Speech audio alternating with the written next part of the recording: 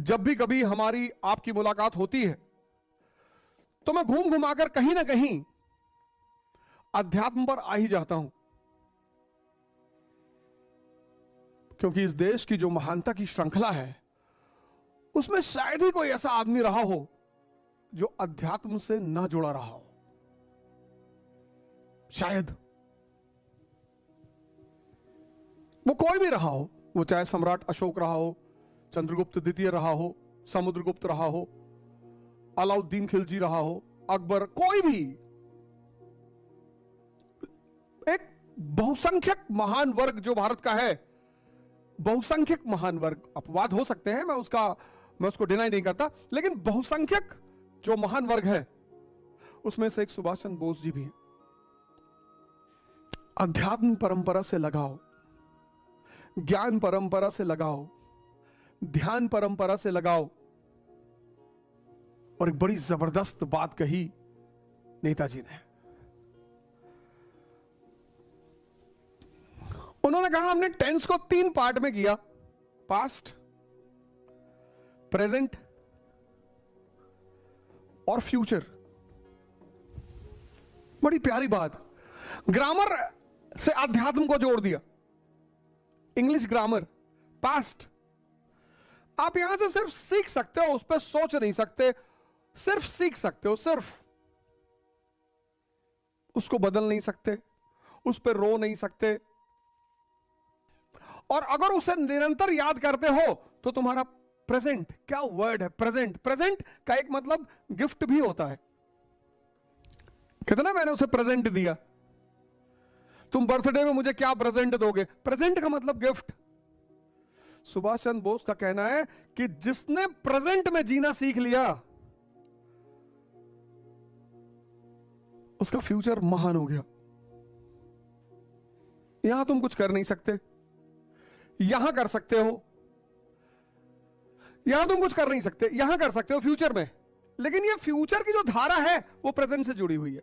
जैसे मैंने बहुत सारे युवाओं को देखा, बहुत सारे युवाओं से मुलाकात होती रहती है लगभग ऑल ओवर इंडिया में, वो इस बात को लेकर परेशान है कि ध्यान शुरू करेंगे बड़ा टाइम लगेगा। कुछ नहीं लगेगा।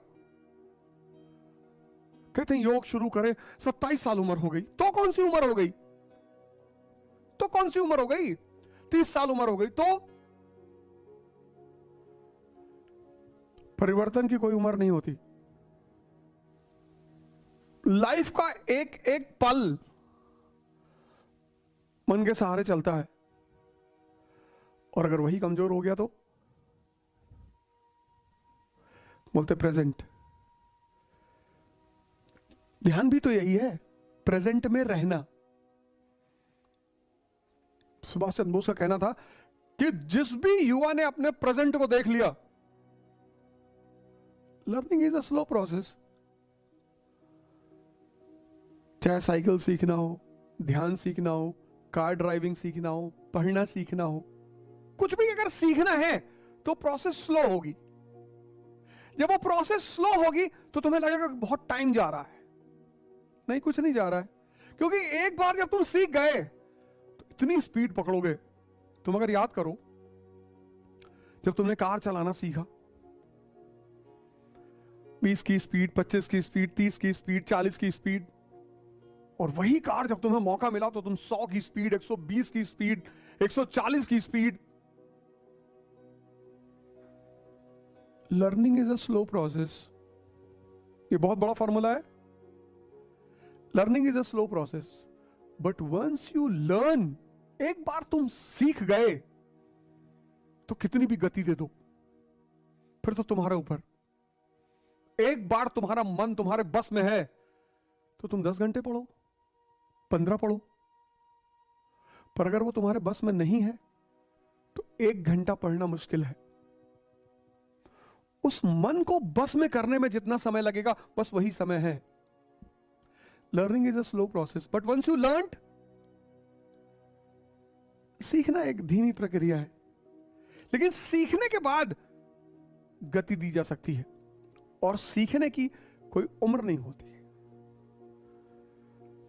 सुभाष चंद्र बोस ने कहा कि भारत की आध्यात्मिक परंपरा में ही भारत का भविष्य छुपा हुआ है। क्या बात है। सुभाष चंद्र बोस ने कहा कि भारत की आध्यात्मिक परंपरा में भारत का भविष्य छिपा हुआ है। The future of India lies in the spiritual background of India. वो स्पिरिचुअल बैकग्राउंड भागना नहीं सिखाता, छोड़ना नहीं सिखाता, अपलिफ्टमेंट सिखाता है। मैं बार बार ये बात कहता हूं कि भारत की ध्यान परंपरा को इतना बदनाम किया गया है, इतना, क्योंकि पूरी दुनिया को पता है कि एक बार इस देश एक सुभाष चंद्र बोस ने पश्चिम को हिला दिया, एक। तो सोचो अगर ऐसे 10 करोड़ युवा हो गए भारत में, फिर पश्चिम को अगर भारत की किसी चीज से डर लगता है तो भारत की ध्यान परंपरा से डर लगता है, और किसी चीज से डर नहीं लगता उसको। अगर भारत की किसी चीज का भी भय है तो बस एक चीज का भय है, भारत की ध्यान परंपरा का भय। एक होता है मन द्वारा संचालन, एक होता है विवेक, विजडम। बहुत सारे लोग मुझसे पूछते हैं कि आप बार बार साहब कहते हो ध्यान करो ध्यान करो। ध्यान से क्या पैदा होता है? ध्यान से विजडम पैदा होता है।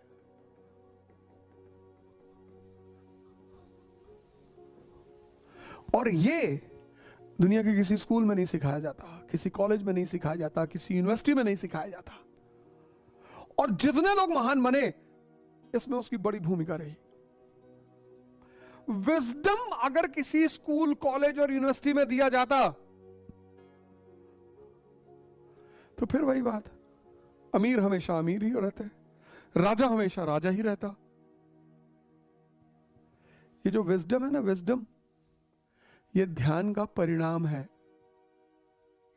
स्कूल, कॉलेज, यूनिवर्सिटी ये तुम्हें इंफॉर्मेशन दे सकते हैं, विजडम नहीं दे सकते। और दुनिया में सबसे ताकतवर चीज क्या है? विजडम। और आज भारत का युवा रो रहा है। न जाने कितने सुभाष चंद्र बोस इस देश में बैठे हुए हैं,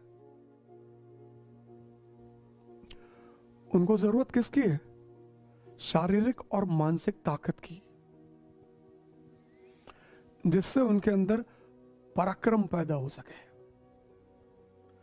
जिससे वो बड़े बड़े उद्देश्यों के लिए त्याग कर सके, छोटी छोटी चीजों का। मैं इस देश के युवाओं से निवेदन करता हूं, प्रार्थना करता हूं, हाथ जोड़ता हूं कि बदल लो अपने आप को। कुछ भी नहीं बिगड़ा, कुछ भी उम्र हो तुम्हारी, परिवर्तन ही परिणाम देगा। और त्याग सिर्फ ताकतवर आदमी कर सकता है। भिखमंगा और कमजोर क्या त्याग करेंगे? पास्ट से सीख लो, आज सुधार लो। आज एक एक दिन मजबूत होते चले जाओगे तो कल तो मजबूत ही रहोगे ना। सिंपल सी बात है। आज तुमने प्राणायाम किया, आज तुमने योगा किया, आज मजबूत हुए ना, तो कल तो मजबूत रहोगे ही। फिर कल तुमने वही चीज जारी रखी, परसों मजबूत रहोगे। फिर तुमने वही चीज जारी रखी, नरसों मजबूत रहोगे। आज मजबूत कर लो, आज